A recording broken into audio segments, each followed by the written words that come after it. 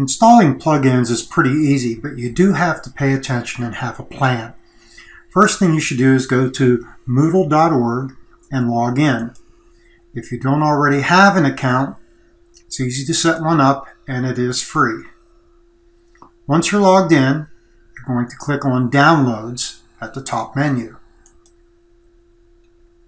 There are different kinds of downloads. We're going to extend Moodle. So down at the bottom here, we're going to click on the Moodle Plugins directory. And then there are a lot of different ways to find the plugin that you're looking for. You've got a search box here. You've got purposes here, and there are a lot of them. Plugin type, so you can find the purpose, find it by type. And then there's more. This one is important. I recommend that you click the version so that it matches what you're using. Now, I'm using 3.9, so I want to put a 3.9 in there. And I have a list already here in front of me that I'm going to use for a sample. I'm going to click on Growth Report. Okay, and then to install this, first thing I want to do is look at the versions and make sure they have a version that's going to work with mine. Notice the 3.8 Plus. You notice when it was made. And you'll see Moodle 3.8, 3.9, and 3.10. So I'm in good shape. I can download that and I'll be ready to go.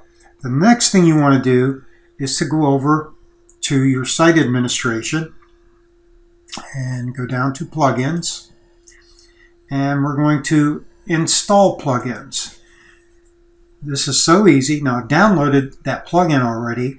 I'm just going to drag it and drop it. Now this is from off the screen, obviously, because I've got it in a folder. And I just drop it here. And it shows up there. I want to install plugin. So I'm just going to click this button. It's really this easy. Now I've installed a plugin. If I want to install more, I can do more. It's going to give me a list of things, a little test that it does.